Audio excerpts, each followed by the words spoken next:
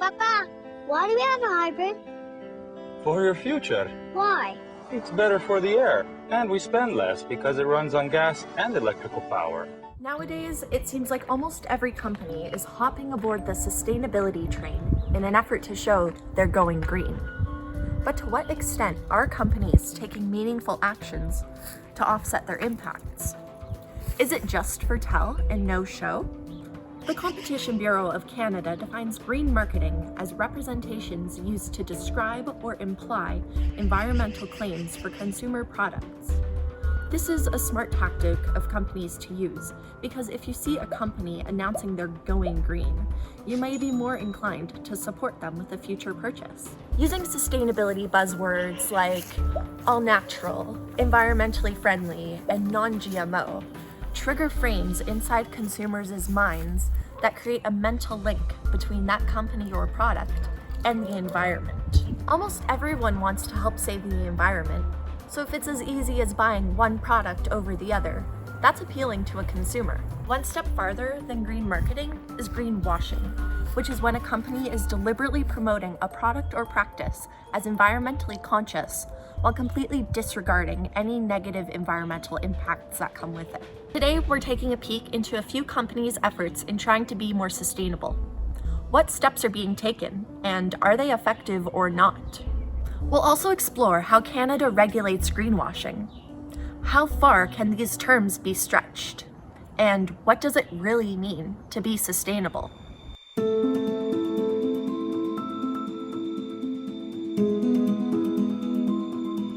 One of the companies that's been accused of greenwashing is H&M. H&M has been criticized over its plans to start making clothes from circulose, a sustainable fabric made from upcycled clothing and fashion waste. The clothes sold by H&M will comprise of a circulose/viscose blend that uses 50% circulose sourced from upcycled cotton jeans fabric and 50% viscose sourced from FSC certified wood. However, the move has been criticized by anti-fast fashion campaigner Venetia Lamanna. Who is she exactly? She's an advocate for sustainable fashion and mindful consumption, and voices her opinions through multiple platforms, like on her YouTube channel. H&M are greenwashing us. They've just announced their conscious points scheme where customers are rewarded for acting in a conscious way. Wait, does this mean every time I use a Keep cup, H&M will just magically PayPal me a fiver? No, it means when you buy from their conscious collection, H&M will give you money to spend more in store. But surely if these clothes are sustainable, then that's okay. Unfortunately, H&M just aren't sustainable. There is currently zero evidence to suggest that they pay their workers fair living wages. H&M produces more fast fashion every 24 hours than it could recycle in 12 years. They claim to be transparent, but then later deleted the post. The amount of product H&M produces is causing irreversible harm to both planet and people, and completely outweighs their sustainability efforts. Fashion this fast can never and will never be sustainable. People need to start buying clothes based on sustainability, rather than on brand premise, fit, look, and cost.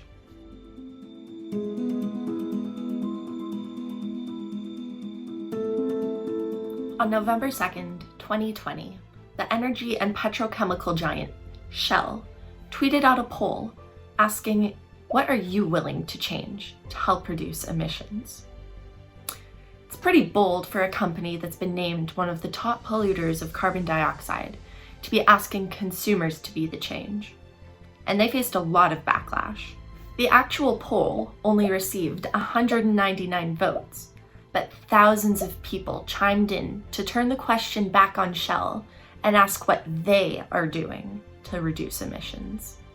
Greta Thunberg quote tweeted Shell's poll, replying, "I don't know about you, but I sure am willing to call out the fossil fuel companies for knowingly destroying future living conditions for countless generations for profit, and then trying to distract people and prevent real systemic change through endless greenwash campaigns."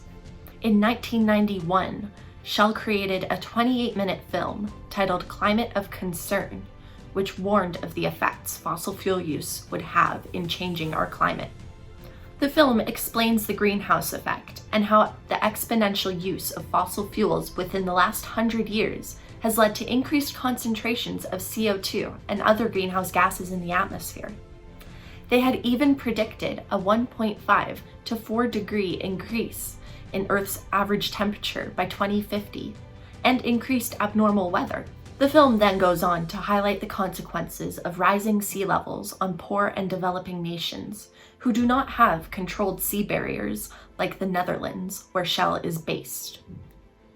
Shell knew of the complex ways burning fossil fuels would alter our climate. Still, they continued on business as usual because it was the most economically beneficial decision for them at the time. Shell actively lobbied against the development of renewable energy sources through the 1990s and early 2000s. Until Shell can step up and clean up its history of resource extraction causing ecological destruction, they really don't have any business shifting blame onto consumers. Shell needs to do more than offset some emissions for only a month and a half to actually make a difference, reversing the damage they've done in their history of being a world petrochemical leader.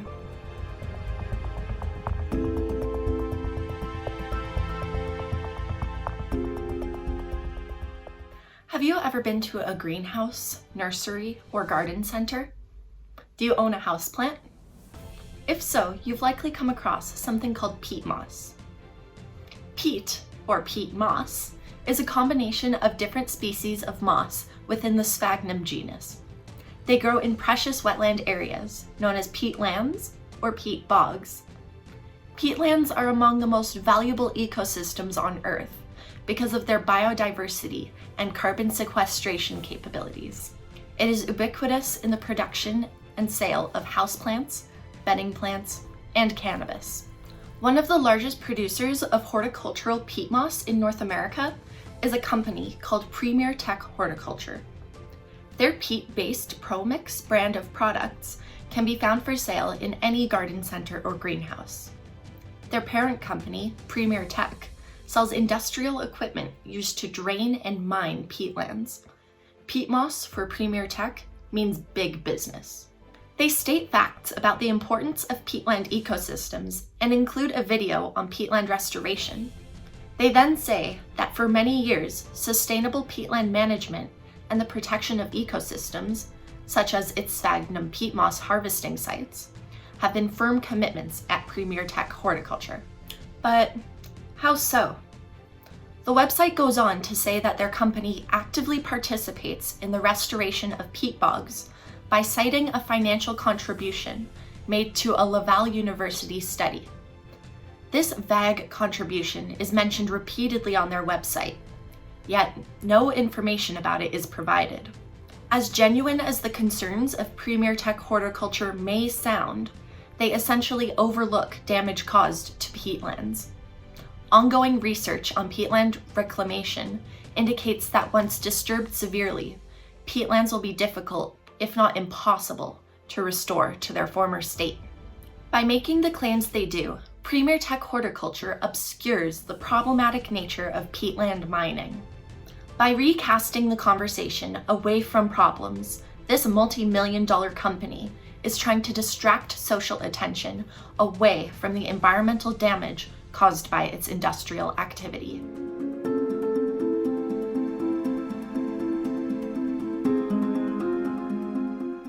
IKEA is one major store that has been setting major sustainability goals and has been actively achieving them since 2019.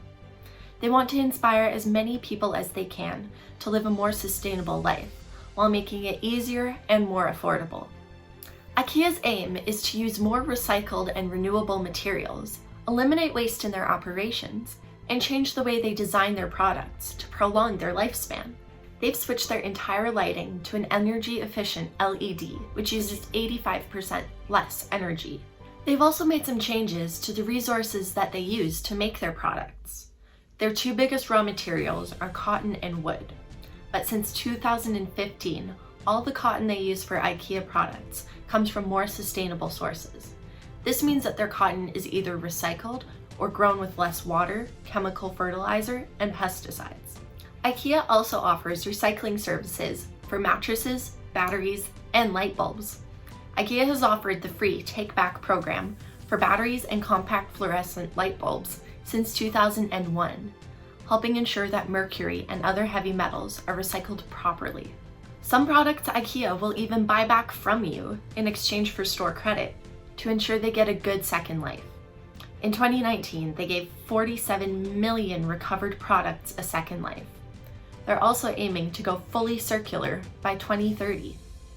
Lastly, IKEA is now producing as much renewable energy as they consume due to huge investments in solar panels and wind turbines. Recently, they put out a commercial about one little thing, and it shows how even the smallest efforts to live more sustainably can add up to a huge impact. One little thing. What's one little thing going to do? But what if that one little thing wasn't a lonely little thing? It's clear that IKEA has really stepped up and is pushing for a more sustainable lifestyle by improving the manufacturing of their products and the recycling initiatives that they've put in place.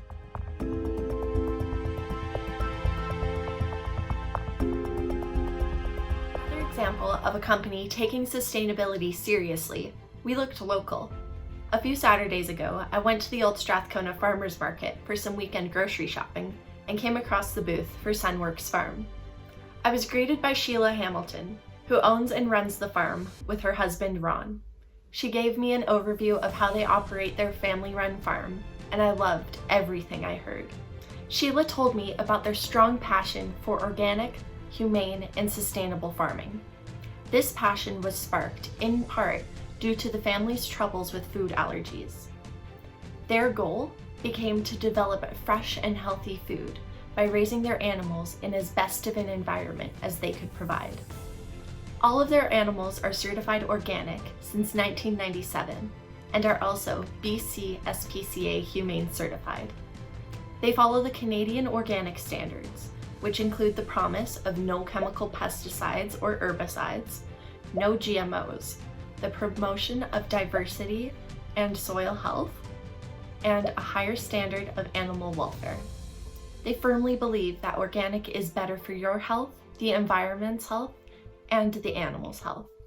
BC SPCA Certified Humane means the meat comes from an animal treated with respect, based on the 5 freedoms of animal welfare: freedom from hunger and thirst, freedom from pain, injury, and disease, freedom from distress, freedom from discomfort, and freedom to express behaviors that promote well-being.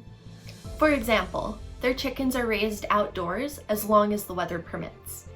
Movable shelters with mesh fencing protect the birds while still being light enough to move daily onto fresh grass. The birds stay happy and healthy and are free to thrive and do what chickens love doing. Their beliefs include their acknowledgement of being stewards of the land, who have a duty to leave it in a better state than they got it, and to work with Mother Nature, not against it. They also have an intergenerational focus for long-term sustainability, believing their children and grandchildren have the right to be raised in a healthy environment. It's clear that Sunworks goes above and beyond the bare minimum, and aren't just throwing out sustainability buzzwords as an advertising scheme. Although most people aren't ready to completely give up meat, there's a huge difference between supporting a large faceless factory farm and a local one that cares about the details.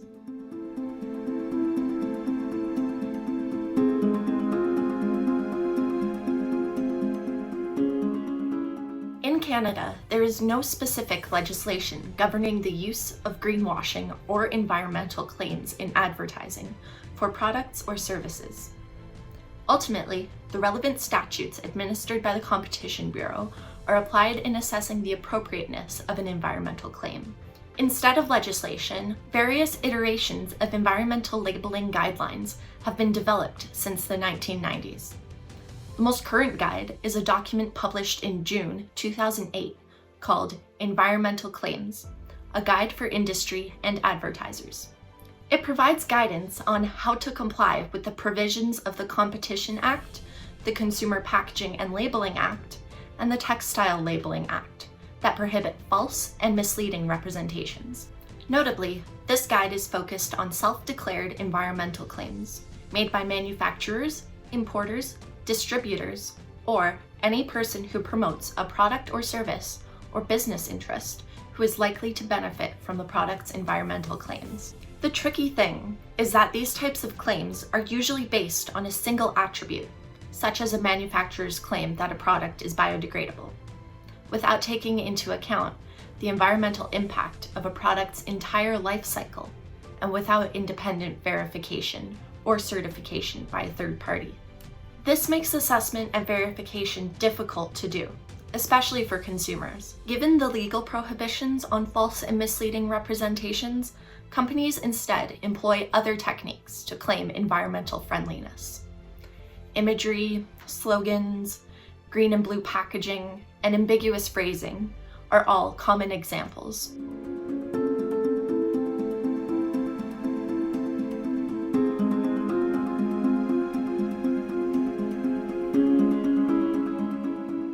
We've taken a look at a few examples of greenwashing and a couple of examples of companies taking sustainability seriously. But what are the consequences of greenwashing? Well, it's misleading and distracts what is actually happening behind the scenes. Consumers generally take what companies say at face value and don't usually look too closely at the fine print or have the knowledge or time to investigate the truth. People won't demand change they think is already happening, so greenwashing encourages complacency. At best, when companies provide green solutions that do not have any substantive impact on mitigating environmental damage, those so-called solutions are merely symbolic. At worst, overt forms of greenwashing are misleading and ultimately wasteful. They typically serve only to control the rhetoric and resources that surround environmental issues and do very little to actually change a firm's impact on the natural environment. So when companies promote their products or practices as being environmentally sustainable, when they are in fact not, they're deliberately obscuring the true impact of their actions. Greenwashing appears to be an ubiquitous corporate practice, and our skepticism of green marketing is duly earned. However, not every company is intentionally creating false or misleading statements. Many companies truly care about the planet and want to do what's best for the environment. It's a big, complex world out there, but it's up to us to stay informed and do what we can with that knowledge.